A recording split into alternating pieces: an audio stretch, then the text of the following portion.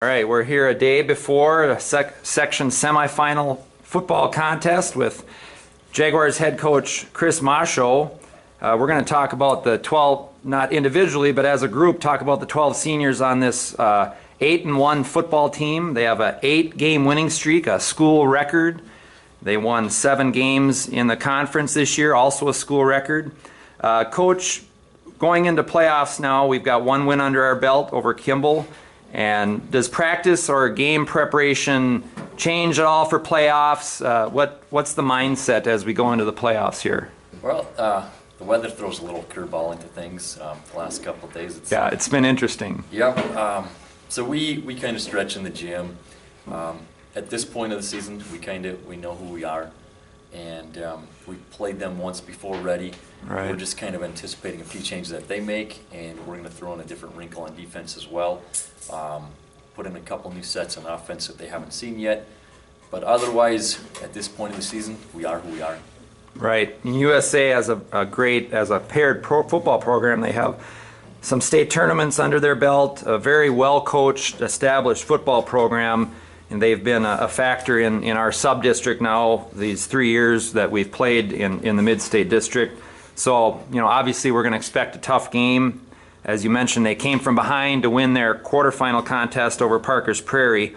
Now the next one here, does the anticipation or pressure change at all, given the fact that it's a senior-dominated team, and seniors who are very motivated. Couple players have been out on the varsity field since 9th grade. Large number of 3-year starters. Ryan Ilias, quarterback, our skill guys, 3rd year on varsity here. What does that change the mental preparation or the pressure at all, being it's senior dominated? It really helps. The experience that these guys have really helps us out. It helps the younger guys, and it helps even in the future years, because they kind of lead the way. So these the anticipation, they still know it's one game at a time. They still know that we lose now, we're done. But they also know that if we win, we keep going, and these guys can. They have the ability to do that. It's staying focused in practice. It's knowing our game plan, and one game at a time. Right. And lastly, we have to obviously mention that we wouldn't be where we are without the underclassmen, whether we're talking about the practice guys or we're talking about number of underclassmen who contribute out on the field. It's hard to practice if we're just talking about just our 12 seniors. So what have the underclassmen brought to the table as far as intensity in practice? What can you say about our underclassmen on the team? We always have to line up a scout offense, defense, scout special teams, and it's big. We can never simulate what the other team is going to bring, but we can get close. Our guys do a pretty good job. We have plays that we try to simulate the best we can, and those guys do a fantastic job of just coming to practice, showing up. They had a pretty good JV season. Yeah, very good season. And they're pretty happy about that. And we got some of those guys are going to help contribute next year. But for this year, it's important that they come and show up every day.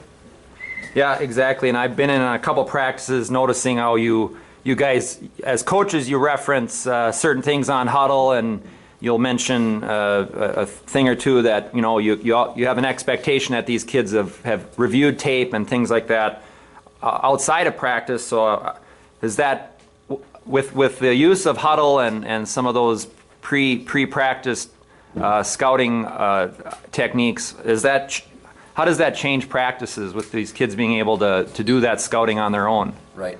On a short week, or usually on a regular week, we'll watch our game film, and then we'll critique it, we'll break it down, and then we'll watch the opposing team.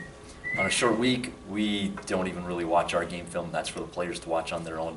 And then the nice thing is I can see who's logged in, who's not, and that's true too. Yeah. And, so we kind of put it's on them. Yeah. But for the most part, they do a pretty good job, and I can tell who watches it, who doesn't. Yep. I can tell who's got questions Monday at film, and who doesn't know what's going on. You can tell.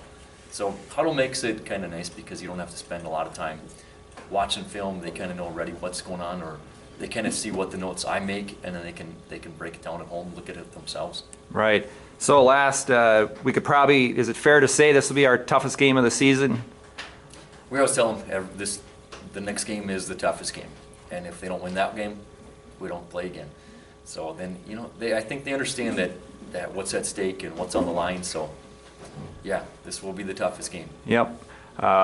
40 degrees and sunny. I've had that in my mind all week. Even today now, 30, 40 mile an hour winds, snow on the ground, but looking forward to some sunshine. And I keep checking the wind forecast 5 to 10 miles an hour. So I'm expecting a nice fall, cool, sunny day.